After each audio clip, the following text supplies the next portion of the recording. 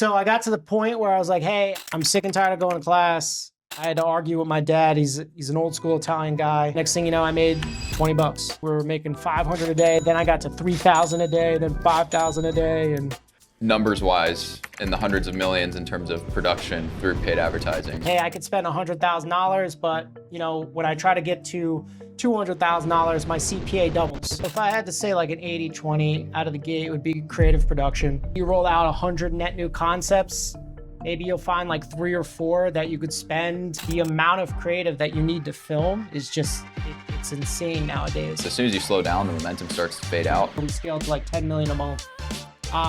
Running their ads. Everything's just about speed and aggression with marketing. If you find a winning concept, just go really, really hard and figure out all of the next things that you can do with it. All right, welcome back, episode 2. We are out here in Vermont. It's cold as hell. Mike just gave, I loved it. Super in the weeds, super data, super A plus B plus C equals this. This is your benchmark kind of presentation all around. I would say it's high volume, but not giving up on the quality aspect of the benchmark side of actual paid advertising. Yep. So you just told me this. So you dropped out of school, college. What were you going to school for? Business. I just want Virginia Wesleyan, small D3. I was going there to play baseball. So back in 2018, you started the agency. Why did you get into paid ads? And before we even go there, you've been doing this for basically 15 years. Yep. Right? Agency's been since 2018. Yep. And numbers wise, in the hundreds of millions in terms of production through paid advertising. So I want to get there, but I also want to start with why drop out of school, what started. I didn't even finish high school, so I think that's interesting, and I'm curious to hear that side. Yeah, so I'm a big sports memorabilia collector, very into sports. So baseball. So I played baseball all through high school, then college. I wanted to go play pro. I wasn't good enough. But I used to send cards out to get autographed. So I'd send to the stadiums, I'd send to their home addresses, and I'd send like 3 or 4 cards at a time. And so I get back like 4 autograph cards, and I started selling some of them. I'd sell the duplicates. I launched a site called mikesautographs.com when I was like 17 years old. And this was when? This was like 2009. Okay. So I was like a junior in high school. And, I'm selling the cards for like $3 to $4. I don't know, I was making $100, $200 a month. Sure. Basically nothing. I wanted to figure out, hey, how do I sell more of these autographs? Like, I'm just literally, I had a webs.com site set up. That led me down the rabbit hole of the Warrior Forum, SEO, and then finally Facebook ads. And then I started seeing people like Onyx and Gall. He had a launch called Empire Formula. I bought that. Mark Ling had a launch, a Philorama. I bought that. Alan Sultanic from Nothing Held Back. Yep. He had Commission Formula. I bought that. So I started seeing all these guys online, and they're kind of saying, hey, I'm making $1 million a year. I'm making $10 million a year. I'm like, dude, these guys are making they're making so much fucking money. Like, I want to do that. I want to go and figure that out. So, I went to this small D3 to go play baseball, and I have ADHD to the max, man. Like, it's bad. Right there with you. Yep. I have to take Vyvanse every single working day in order to lock in. So I really struggled as a student, and I'm going to class, and I'm not doing well. I'm getting Fs on papers, and I'm just, I'm starting to make a little bit of money online. So I got to the point where I was like, hey, I'm sick and tired of going to class. I'm figuring this online stuff out. I had to argue with my dad. He's an old school Italian guy. Yeah, I could see how that He's could go. a successful real estate developer. He came from selling life insurance, was a top insurance guy, super successful guy. So I kind of came to him like, hey, listen, man, I'm not going to class anymore. I'm dropping out. And we really butted heads for a while. Was he born in the States, or was he? He was born in the States, but my grandfather is fresh off the boat from Italy. Okay. So, we're bumping heads. I'm like, listen, man, like, if you want me to stay here, I'll work during the day on my online business. I'll just party and lift weights. nah, you're not doing that. He's like, whatever, you want to come home, you come home. So then I actually started renting an office from him, his back office. It's like $750 a month. He's like, whatever, you're going to come home, you're going to go to work, if you want to figure this out, but you're not going to sit at home. You're going to go to work every day. So do something. Yeah, do something. So what ended up happening was I was actually talking to Russell Brunson. I was trying to buy this site on flippa.com called the Overachievers or the Underachievers or something. And he had a list of like 10, 15 grand or something to that effect. And I'm talking to him on Flippa. And he's like, dude, I'm having this event in Tampa, Florida. You should come. Like, I'd love to have you. So, and this is Russell Brunson before he was Russell Brunson. Right. So this was like This was like 2012, I think. Yeah, 2012, like 2014 in that area. Maybe 2011 or 20. No, actually, I know why it was. It was 2011 because that year the juniors underneath me, they went to the state championship, and I was on the phone with my father talking about some kid hit a big home run, and I was at the event. He's like, holy shit, this kid just hit a home run to tie the game in the state championship. So it was 2011. 2010 is when I graduated high school, and then I went to college. And then, 2011, I'm at this event, and a kid spoke. His name's Anthony Mink. I still keep up with him today. He did a presentation on how he's getting penny likes with fan pages, and he's monetizing these fan pages with affiliate marketing offers. He had a specific offer called Scholarship Zone. They would pay like $6 for a name, email, phone number. So went back to my hotel room. I launched an ad saying, because I was a big Steelers fan, I said, if you like the Steelers, click like. And this was back when you could click the little like button, and I started getting penny likes. I signed up for an affiliate marketing ads for dough. I posted on there. Next thing you know, I made $20, and that was the light switch. Yeah, that's when it like took off. And then, from there, I got to the point where we were making $500 a day. Then I got to $3,000 a day, then $5,000 a day, and so interesting. So I was still in high school throughout that whole time, right? Like 2015 is when I graduated, or didn't graduate, but when I got, I was finishing my senior year.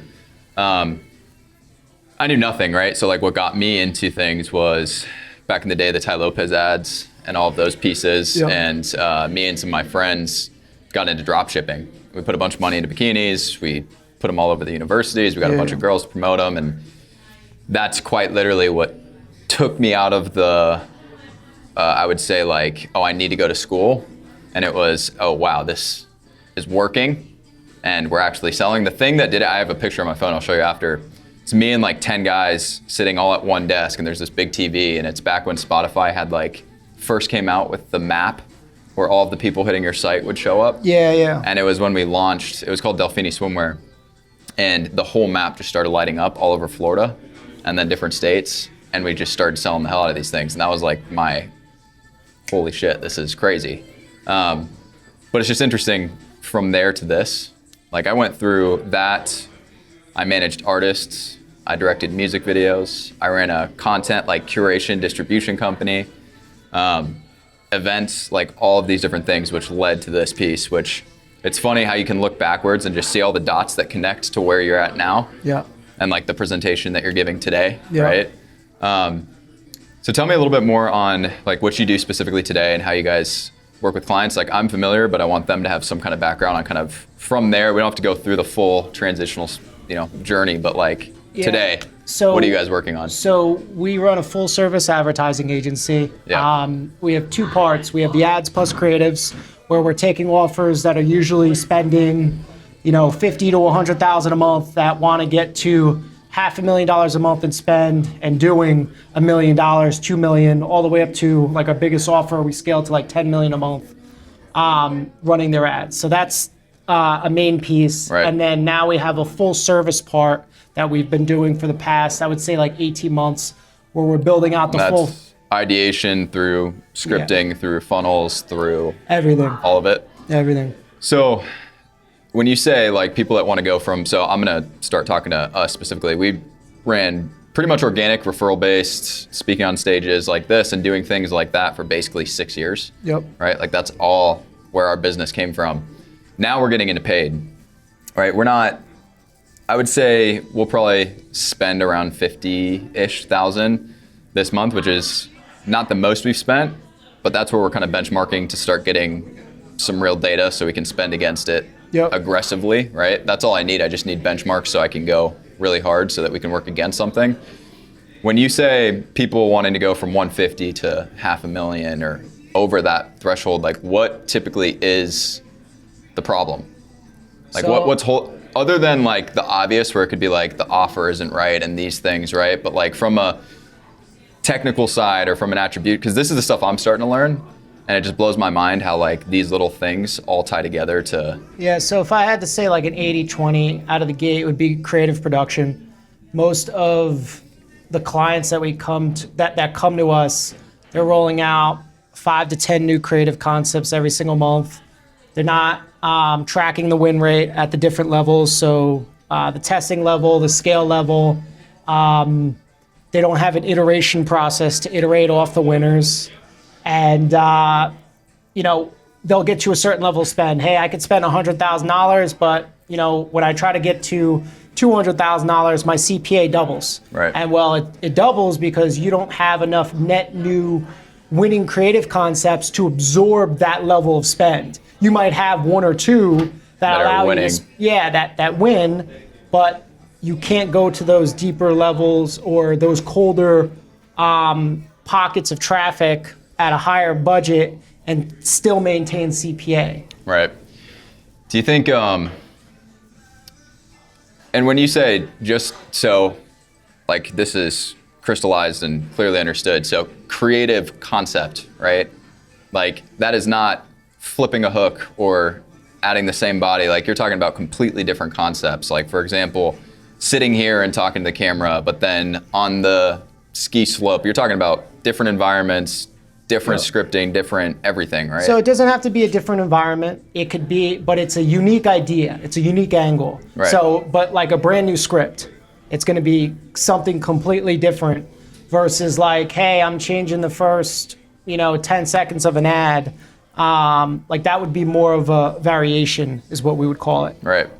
How much is variation testing versus like completely entirely new concepts? Because that's the hard thing for us and many people, I would say, is like it's all about net new concepts. So you need a lot of, if I had to boil it down to like a science, let's say you roll out 100 net new concepts, maybe you'll find like 3 or 4 that you could spend 50 to 100 grand on, right, while maintaining CPA.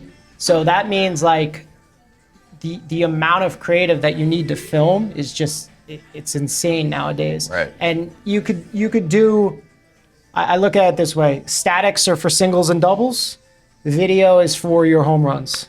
Right. Okay. I mean, I know the answer, right?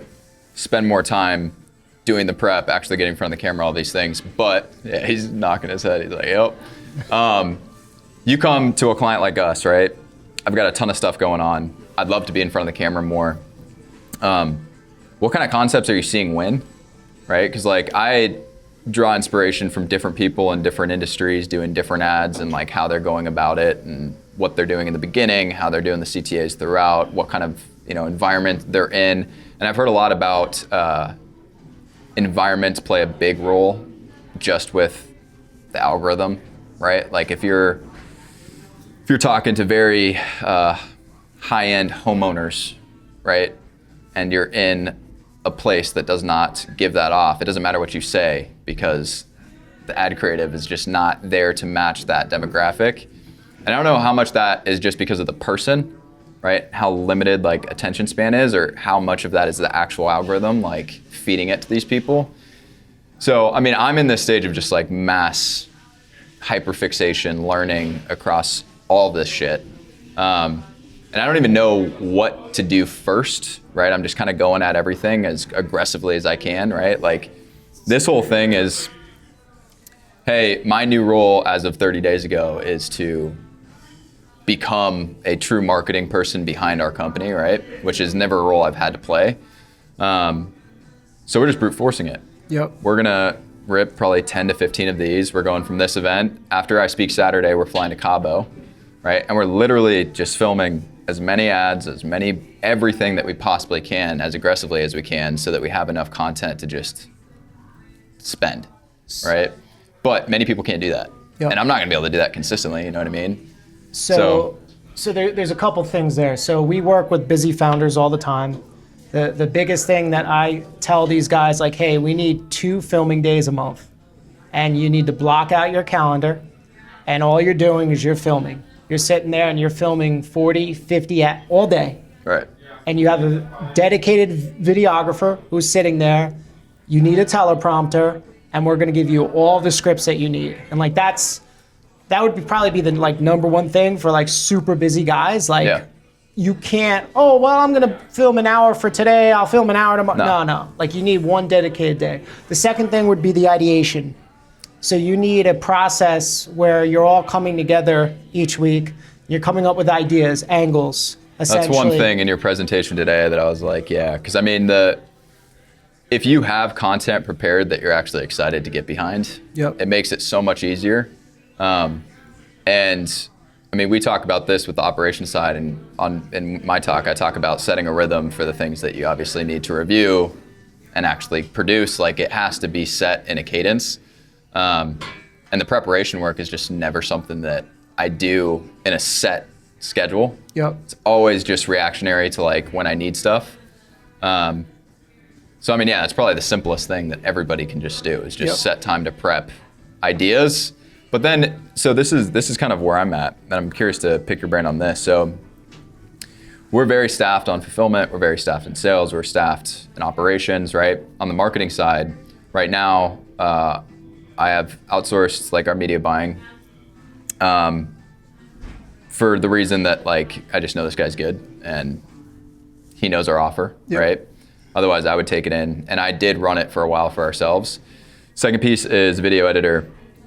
You talked about pods, right? Being able to produce stuff very consistently, fast, right? The biggest choke out point that I see for myself and then just like friends, right? Is like you craft the ideas, you film, you send to the editor, you provide the revisions, you then take that back, you're then in distribution, then you're managing the ads, then you're like, there's so many seams that go along with getting stuff out quickly.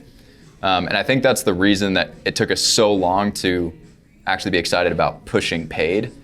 Was because there was just so many seams to fill across the whole process if we wanted to be good at it. Right? So when you're looking at like a team that's maybe brand new into this, right? Good offer, organic, tons of credibility, whatever the case may be, like how do you fill all of those seams without relying fully on like an agency to do all of those components, right? Or do you recommend just, because there's 2 sides to it, right? It's like build it inside and then pay for the people to come in to make sure it's gonna rip, right? So I'm biased. I know my agency's fucking top of the top, man. Like we're really, really good at what we do. So first thing I would say is get a really good agency. But if you can't, my thing would be getting an operations manager specifically for the creative side, where their main thing is throughput, cycle time, and revisions, tracking win rate, like turning it into a system that allows you to produce 40, 50, 60 creatives. So and they're managing throughput and cycle rate? Is that what cycle time. Cycle time. So how long does it take from an idea that you come up with that's approved to a fully launched ad? Right. Yeah, a long time. Yes. Yeah. Yep. I mean, what I've noticed is everything's just about speed and aggression with marketing. Like, if you find a winning concept, like just go really, really hard and figure out all of the next things that you can do with it. Because as soon as you slow down, the momentum starts to fade out immediately. Or you get lazy. Like in my case, we had some really big winners earlier in 2020, mid-year 2025. I was like, sick, I'm gonna let it ride. Yeah. And then I just got fully out of the loop of doing everything that I needed to. So, okay, interesting. Tech-wise, Hyros, other trackers? Like, what do you see as like the stack of stacks for you guys? Like, if you had your pick, and you're like, cool, I can set you guys up on whatever I want. Yeah, so we like Hyros, we like HubSpot. Yep. We use frame.io for the edits and the revisions. editing. Yep. What else do we use? I mean, we use Asana for the project management. Yeah. You know, I'm not biased towards Asana or ClickUp. I've just used Asana since I basically attribution, project management, right? Tracking, and then obviously Frame for revisions. I love Frame. I don't know what we would do without it. The other thing that's really helped us as well, just not only on our internal side, but the client side, is having, once it's approved internally, it automatically gets zapped to the Slack. Mm-hmm. So instead of kind of sending everything in a batch or having to go back and forth, like we have creative queue managers, it used to be, okay, cool, we're going to send them. And then they would kind of have to go through everything. Like the client would have to go through everything and make their edits versus like, once we click approved internally, we reviewed everything, it's all good. Asana automatically pings it in the Slack, and then we have an approve or request changes button. And then it has a link to the Frame link. And from a cycle time perspective, that's been huge because we don't have to wait until it's all batched out. Cool, it's done internally. It gets sent to the client. And from a busy founder perspective. No, I'm going to have to, that makes a ton of sense. Like, you could just pop in there. I also don't have to go into Frame. I can just pop open Slack where I'm at 24/7 every day, right? Exactly. No, it makes sense. Exactly. So, all right. All the ad spend you've done, I want to talk specifically to B2B just because that's, I deal, majority of our clients are going to be B2B, and a lot of them have a lot of, I would say, they're trying a lot of different things right now. Like low tickets, super hot, right? Everyone's trying to launch low ticket. VSL, never going to really go anywhere, right? Then there's the webinar side, and then you have like combinations of everything in between. DM ads, right? Like there's so many different things that people claim as like gospel, the thing, right? Yep. What are you seeing right now? So B2B, high ticket, right? So, sales team involved, right? B2B for my thing, my favorite funnel is low ticket. And here's the reason. Your feedback loop is immediate. It's, hey, I'm spending $1,000. I need to hit, let's say, $100 CPA. Did we hit that? Versus like a call funnel on B2B, especially for our stuff, there's a longer sales cycle. Sure. So even if you have the leading indicators of MQLs, SQL, pipeline value, it's still hard to media buy off that. It's very difficult to scale. You need the conversion to be able to, 100%. So when you're running low ticket, first off, you're going to be able to liquidate a lot of spend. Yep. So like our goal for our own funnel is if we could liquidate 60 to 70% of spend day one, we could scale that because we know our economics are going to back out. Let's say we have, 20% are actually going to book a call. Out of those 20%, 70% are going to show. And then out of those people who show, we're going to close 20% at this average deal size. Here's what it actually looks like. It's a lot more forgiving. Exactly. Yeah. And the type of buyer that you get too is usually better. Like we really scaled our agency. We rolled out a $2 audiobook on how to use Facebook ads to get 30 to 50 new clients a month. And I mean, we absolutely took a $2 audiobook? Yep. That's interesting. Yep. That's super interesting. This was 2019. We would pay $21 to get a new customer. Our average order value was $34. So we were literally making money on the front end and getting paid to take calls. I mean, the low ticket funnel was what did it for us too. I mean, it's the only thing that we've really been able to prove out. Yep. I mean, for us, like we looked at like, all right, what's the main thing that everybody's coming to us for, and how do we solve that very simply, but without fully, right? Because like, I mean, you know this, like when there's a big sales team or when there's a sales team at all, whether it's early or it's aged out, scaled, number one problem is going to be accountability, reporting, actually having a process for them to follow. I mean, among many other things, but when we were thinking about like what's the easiest thing to attract those companies because we want to fix their problem, right? It's like, all right, well, let's come up with our framework, our approach to sales ops in general. Let's make it real sexy and let's make it really freaking good. Yep. Like we've had, I think, 2,000 purchases of a 27 and then it bumps to 74. And it's, the main deliverable is a spreadsheet. Yep. But the training that comes with it, all of the other things that we train on what to do after you actually put your data in, all these other things are what makes it really good. We have one chargeback. Yep. One. That's it. I have 2,000 purchases on a low ticket, which for anybody that's not familiar, like low ticket's just notorious for, that's why people don't like to run them. Yep. Like they get charged back all the time, but that allowed us to spend very aggressively without a lot of understanding of marketing and still be okay. Yep. Right? Interesting. Okay. So from the stage talk today, like I told you, I have an editor. We're in the process of hiring a lead. We're calling him basically a marketing lead operations. Like we're screening all these individuals because we want them very AI just proficient, right? Like in the actual application, it's like, unless you blow my mind with what you present us from an AI perspective, like you're not our person.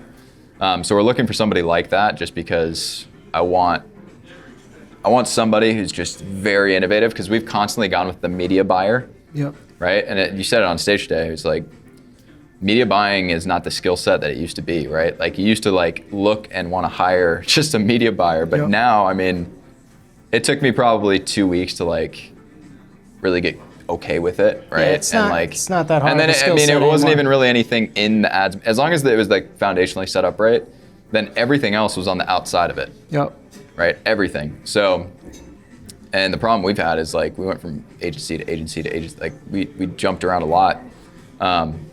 Is like they wanted big profit share and big retainer for media buying. Yep. And as soon as I realized what media buying was, I was like, this is insanity.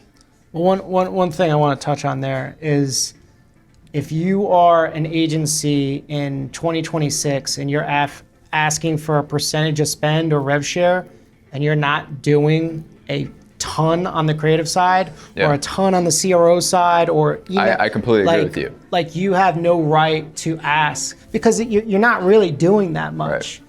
Like we're able to ask for 10 to 15% of spend because we're doing 30, 40, 50 creative concepts a month. Well, and that's a great deal. Yep. Like if I can know that my responsibility is in front of the camera, and then once that's done, that's it, right? That's how it should be. If you're really gonna, like, that's what you need to set up. You need to be able to have those systems and all those things. I just think it's difficult. It's difficult to make it all work, right? It's really hard.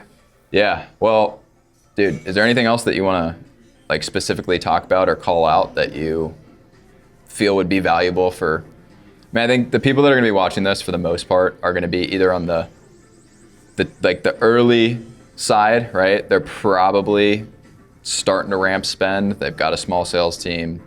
I'm not sure, like most is probably gonna be B2B just because of what I do. And then you're gonna have these people, right? And like, I'd rather speak to these individuals right now. I mean, what do you suggest, right? Like, the first thing I would say is try to set up some type of framework for tracking win rate. So having defined constraints around, hey, here's how much we're going to spend on each the ad creative. Correct, on each concept. Yeah. So we're going to run it ideally 7 days. So you hit all the days. You're going to do 2 to 3x CPA, and then you're rolling it out in a controlled environment, ABO, and you're able to set some type of benchmark for the win rate. So many people, they're kind of just throwing shit up against the wall. We've been there. And it's difficult to define a win rate early when you're starting to really spend. At least that's kind of like what we came to the conclusion of, is like, is it lead cost? Because we know if we get enough leads in and they're like moderately qualified, like we're going to be solid in throughput. Is it our liquidation percentage? Like we went on that for a long time. Then it was our AOV, because if we got that up, we knew people were willing to spend. Like it was like we were flipping back and forth on like what to try and adjust everything towards. What do you see when volume's not super high? So like, the further you go, the lower conversions that you're actually going to get. Like, where do you start? Is it like, hey, I need this lead cost, and then once you have more data, you move into a stronger bench? Like, what do you? Yeah, so it just depends on the funnel. Like low ticket, we're going to go off our target CPA, and usually we're projecting out saying, hey, listen, if we want to be at 60% liquidation, here's where we need the CPA to be. Yeah. And ideally, you have some type of baseline that, okay, cool, I can actually hit that baseline. Right. And that's the CPA I'm shooting for. And that's ideally where you're going to go with the low ticket. For let's say a call funnel, you're going to probably go off applications. Right. And a cost per application target, and then you could go deeper in the funnel, but you don't want to go crazy. Like I've seen people who are like, oh, well, I want to track like SQLs. Well, you're adding more variables in there. Like keep it to the marketing piece. And like, what's the leading indicator there? Okay, it's cost per qualified app. And we're shooting for whatever, a $200 cost per qualified app. Can this creative bring in qualified apps for $200 or less at a smaller amount of spend? Okay, cool, it passed that threshold. Now can I spend 10 times the CPA, $200? Can I spend $2,000 on this creative and maintain the CPA? Yes or no? Most of the time you can't. That's when you really see, okay, cool, I spent $1,000 and my CPA blew up. Okay, well, you don't have a winner at scale. You just have a winner in the creative testing. Right. I mean, I'm trying to get to a point where our acquisition cost is consistent enough to where I can start solving for that. But until we're spending $100,000 plus, we're a high ticket service based, you know what I mean? So we're not going to have hundreds of conversions on the backside. But you still have a target CPA you're shooting for on the low ticket side though, right? Yes. Yeah, of course. If we're sub $100, we're super happy. So then and we're fine there. We're good there. And that's what's allowed us to increase the spend because our liquidation is solid. Yep. Right? But now we're looking for more so what are we actually going to scale behind from where's the high ticket stuff coming from? Right? And what does that play out to? I wouldn't, those are two separate things. You should just be looking hey, listen, if I could liquidate 70% of my spend, I'm good knowing that I'm going to close at this clip for health calls. You can't, if you're looking deeper in the funnel, it's very, you're not going to be able to media buy off that. You got to separate them out. And especially with low ticket, all we care about is liquidation rate. Can we liquidate 60, 70% of spend?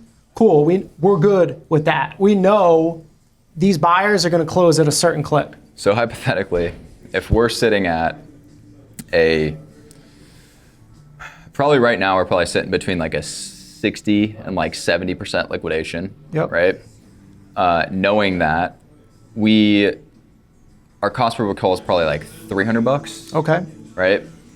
When you take out the actual sale, so let's say you spend 100 No, that's pre-taken out. It's actually $100. Right. So if you're getting $100 qualified calls, what are they worth to you? Well, that's what I mean. I've always been I guess I'm nervous on cranking out the spend because the sales cycle's longer and we get a lot of qualified people, right? But even what I was talking about in there, we're trying to figure out the positioning of the front end for us because now we have placement, right? We're also very much HubSpot based, right? Our low ticket is wide open, right? Yep. So these calls aren't as qualified. So now we're trying to figure out our true qualified offer dollar amount. So how much does it actually cost for us to get an offer to somebody? Because that's kind of where the benchmark is between What do you sit at, right? What is your earnings per book call? Per booked call, overall? Yeah, for... So over 3 months, we spent about $94,000. Okay. Through the low ticket. We did about $490 in revenue. On the back end or? On high ticket sales. Okay. Yeah. But our liquidation when we did that was only 15%. Okay. We had a really low liquidation because we didn't have a bump. So we added the bump, liquidation's up, and we just relaunched all of those ads. So now we're probably 2 or 3 weeks into really kicking things back off. So I'm in the state of cool, the front end looks good, but now we're waiting for that first confirmation on the sale. And then as soon as that happens, like, yeah, I just want to kind of. Well, what is that actually? What does the math work out to for the earnings per book call of what you just gave me? 490 divided by how many calls was it? I don't know the calls. We probably maybe somewhere around like 300 calls, something like that. So what? I don't know. So what is that? Like 1,300 a call or something? So yeah, I mean, our acquisition cost was right around 3K. Yeah, I mean, and your average deal size is what? 18 to 30, like. I mean, and that's front end. Yeah, we're good. I mean, it's like, it's so funny because like the last event I went to, I was like, I just got to fix all these things, and I pulled up my metrics, and everyone was just laughing. Yeah. I was like, what are you talking about? And I think that's another big component to like working with someone that knows what the fuck they're doing. Yeah. Because they know when to turn, like slap the pedal down. You know what I mean? Whereas I'm still worried about all these downline. Yeah, I mean, for us, I think you're right. I think it's spend harder, and I can't remember who said this, but it was like I think it was Jeremy Haynes, one of his YouTube videos. He was talking about like going to the casino with money that you know you can lose versus going to the casino with money that you know like it's gonna hurt if you lose it. Yeah. Right. For us, I feel like we've been at the casino with like it doesn't matter. You're playing with house money. Right. We need to go a little bit bigger so it forces me into another gear and that's kind of what we're doing right now is like that's what we're prepping up to get. And if you have a longer sales cycle just like us, I mean, you could look at the leading indicator of SQL and just say, hey, listen, if I'm in a 70% liquidation rate, I know I'm good, and I'm out of all the calls, we have whatever, a 30% SQL rate. I know an SQL is worth X, Y, and Z. Those are going to be your two indicators. Because I understand what you're worried about. It's like, hey, I get all these calls, and maybe they don't have enough employees. They're not a great fit. But we were just super busy, like with lots of different people and long drawn out multiple calls, right? Because like our constraint for my business, not for like what we do. It's funny because like this is what we solve for our clients, but when it comes to us, like we have to sell the service and then we have to sell the platform if they're not on it, right? So it's like a dual-edged sword, and that usually runs through whoever the POC is that comes in, then it runs to this person, and then this individual, and then it's this decision to make it work. And that's where these funnels kind of trick me out. Yep. Because we're getting the volume, we're going but then it doesn't like play out for us with like cash coming back. Like, so the cash conversion can be a little bit slower than we'd like, even with the liquidation from the low ticket. Dude, it's all nerves. I just need to stop being soft and just. Yeah. The other thing is just add an upsell. Add a $197 upsell, get your liquidation rate higher. That's actually a good point. Yeah. And then, I mean, if you're at 95 to 100% liquidation, I mean. Right. The bump right now is 74. AOV is probably right around like $59, $60, somewhere in the. I would add a $197, some type of done for you template thing that you could add on there, or you could vibe code something that's like a software. I look at, so for low ticket, software is going to be your first upsell that you're going to do. It's going to be your best. Second one's going to be done for you. Third one's going to be more of the same. So more PDFs, more trainings, more videos. Right. If you could sell some type of software as your first upsell, that's going to automate what you just sold on the front end. Yep. It's going to be your best upsell. Well, we're almost there. Yep. That's what we're working on right now. Cool. So sick, dude. Well, this is awesome. Yep. I appreciate it always. Anybody that is, what criteria do you work with before we wrap this up? So ideally, they're spending $25,000 a month on ads. Bringing back at least 50 would be the main criteria we look for. And they're looking to go to $500,000 to $1 million a month in sales, bare minimum. Okay, sick. And who do you like working with in terms of like service industry? Like what's your bread and butter? The creator space, info products, authors, speakers, coaches, Sweet. all that. All right. Well, if you guys need help, this is your guy. I'll put his information down below. Appreciate it, dude. Thanks for coming on.